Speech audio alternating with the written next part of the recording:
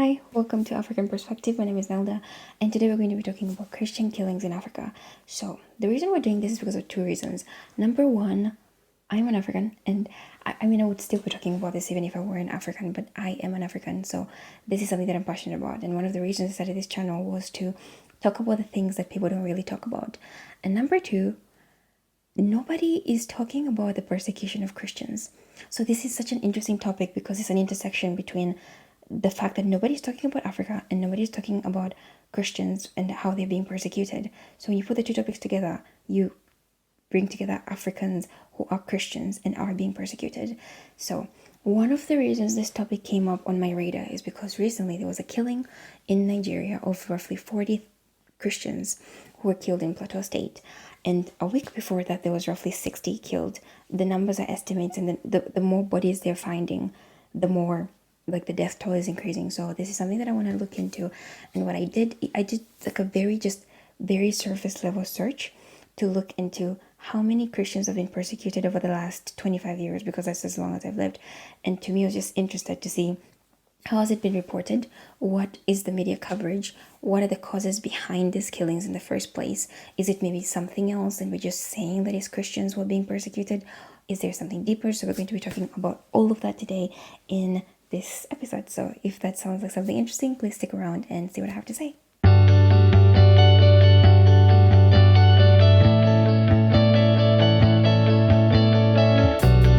Christian persecution in Africa during the 21st century has been marked with virtually everything. There is violence, there is displacement, there's restrictions on religious freedom, particularly within sub-Saharan Africa. So we're going to be naming a few countries because I have a chronological order of several things that happened.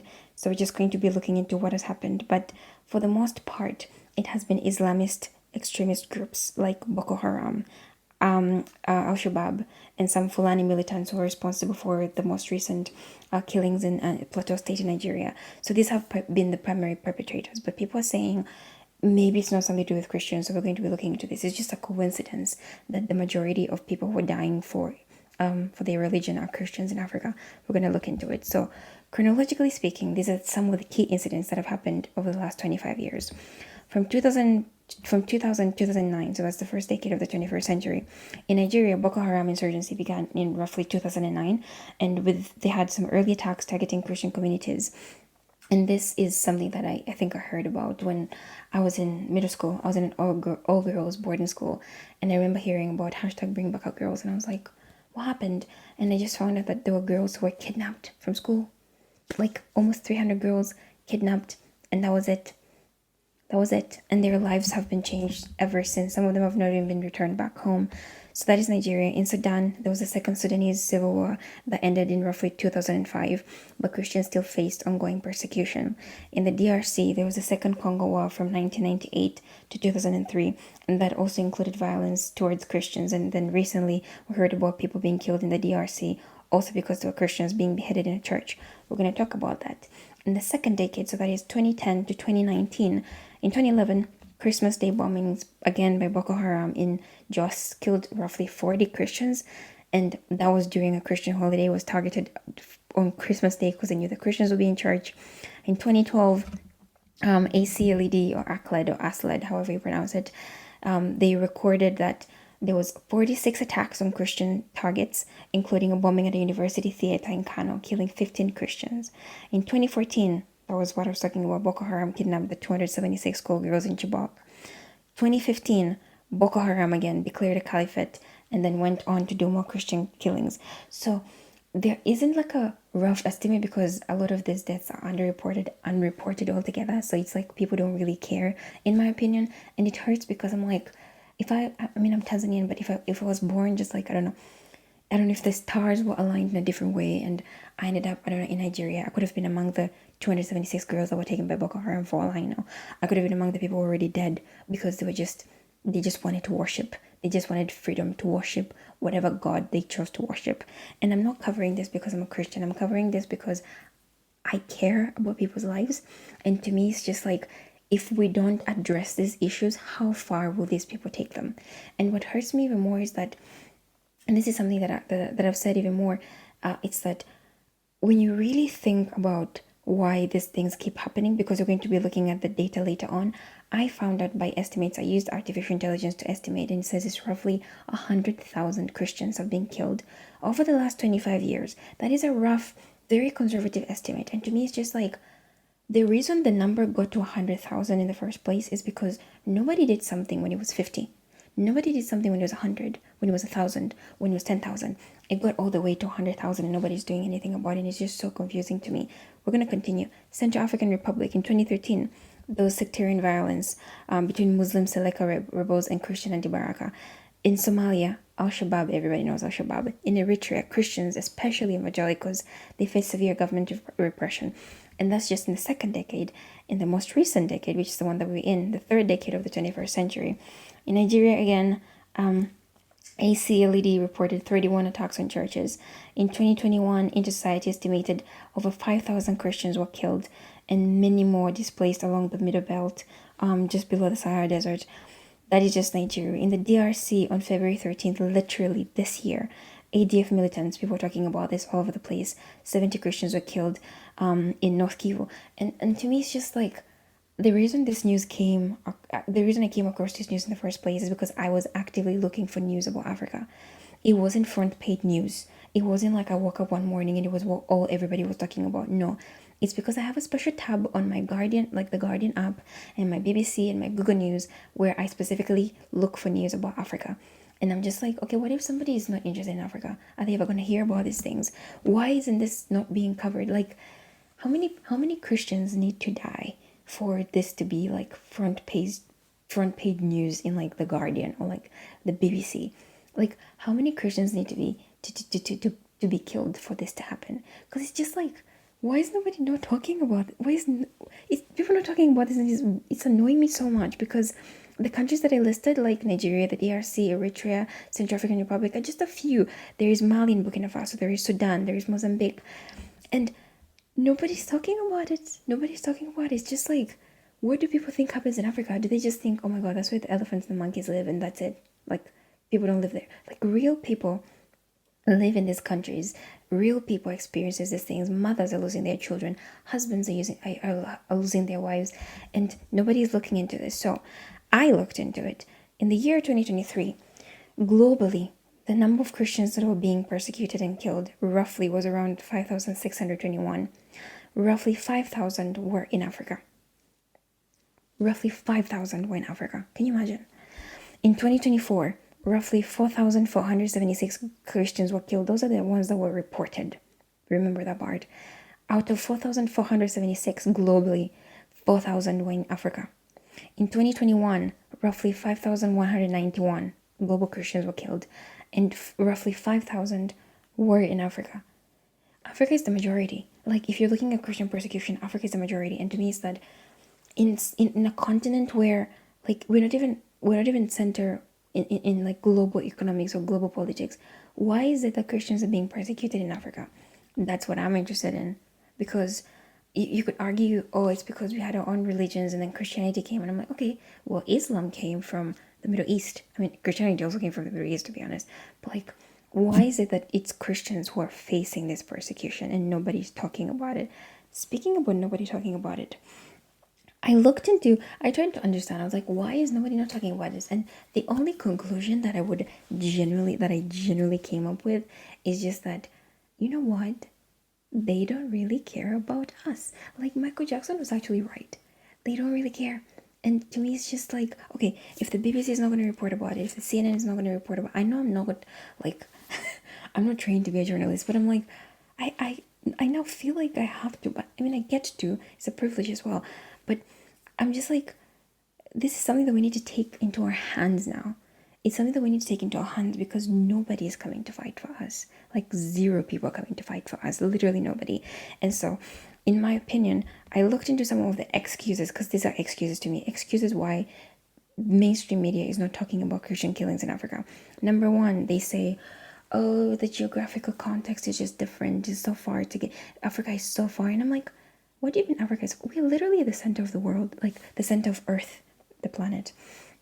We're the only continent that has the prime meridian, that is the main longitude, and the equator passing through. We're the center of the world. I know people are like, oh, the West and America. America's on the corner. Like Africa is at the center. The fact that you're not paying attention is just an excuse. Because and I looked into this because I was like, what is their excuse? So what I did, I basically went to ChatGPT and I said, ChatGPT, can you give me estimates of like flights? And so I looked at city like New York to like say Lagos. That is roughly 10 to 11 hours with one stop. You're telling me you can't take an 11-hour flight to Lagos so you can go report from the ground? London to Lagos is roughly 6.5 to 7 hours. Tokyo to Lagos, that's a little bit long, 18 hours. Dubai to Lagos, 8 hours. Florence to Lagos, 9 hours. And that's Lagos. Let's go a little bit further, like to the DRCs at the center. We're looking at Kinshasa. Like London to Kinshasa would be, which is the capital of the DRC, 8 to 9 hours. Dubai to Kinshasa would be 6.5 to 7.5 hours. Florence to Kinshasa would be 10 to 12 hours. And in my mind, I'm like, if something was happening in, like, I don't know, Australia, you people would fly to go to Australia so that you can report to the ground. So don't give me the excuse of like, oh, it's too far away. It's not too far away. Again, you just don't care about us.